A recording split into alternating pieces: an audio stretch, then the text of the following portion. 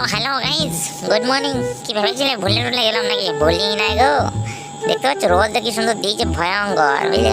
আর এই রোদ বোঝে বোঝে ভাবলাম বলে গোলাপ তো গাছে গুছিয়ে রয়েছে, কিন্তু দেওয়ার লোক নাই, কি আর বলবে, তাহলে তো দিয়ে দিতাম। তো যাই হোক, আমার তরফ থেকে সবাইকে হ্যাপি রোজ ডে। খুব কষ্ট যে বলো, শোনা গো আমার। তো ছাড়ো, এই সকল ভেবে লাভ নাই। বলে আমাদের ঘরে এখানে ওয়ার্ল্ড কাপ হচ্ছে, তাই একটু দেখে নি।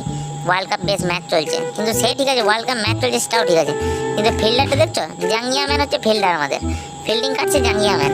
আর আম্পায়ারটাকে দেখবে, হ্যাঁ এই দেখো আম্পায়ারটাকে দেখাচ্ছি, জাঙ্গিয়া ম্যান, এটা হচ্ছে আম্পায়ার।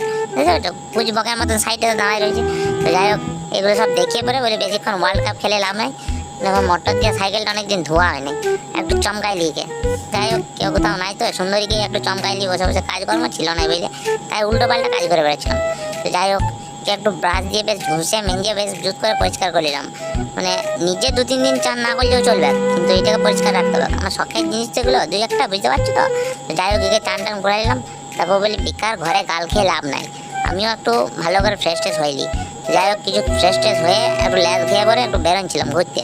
কোথায় ঘুরতে যাচ্ছি সেটা বড় কথা নয়, সুন্দরীকে নিয়েই যাচ্ছিলাম, অন্য কাউকে সঙ্গে নিয়ে যাওয়া যায়, চাপ লিও না। উদ্যম করা কাজ ছিল, সেই কাজগুলো করতে পেরেছিলাম।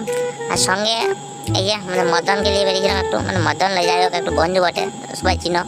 তো সেসব ঠিক আছে, কিন্তু মাঝখানে না ওয়েদারটা দেখে আর কোথাও দেখতে মন যাচ্ছিল না।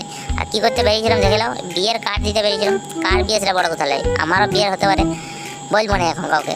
তো বিয়ের কার্ডটা পরে দেবো, আমি আপাতত ওয়েদারটা এনজয় করি, আর তোমরা আমার সঙ্গে এনজয় করো। বাকি টাটা।